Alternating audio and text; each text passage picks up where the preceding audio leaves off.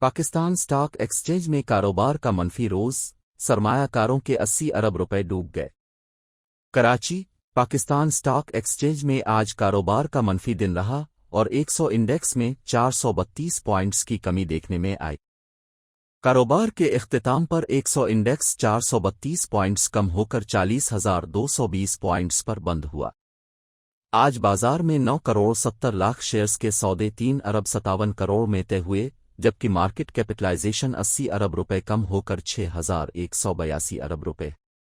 इधर पाकिस्तानी रुपए के मुकाबले में अमरीकी डॉलर की कदर में भी इजाफा देखने में आया। स्टेट बैंक ऑफ पाकिस्तान के अदाद-ओ-शुमार के मुताबिक इंटरबैंक में डॉलर आज 24 पैसे महंगा होकर 286 रुपए 98 पैसे पर बंद हुआ। मुल्क में आज सोने की फी तोला कीमत में भी 1,800 रुपए की कमी वाक़ई हुई, जिसके बाद फी तोला सोना 2,18,700 रुपए का हो गया है।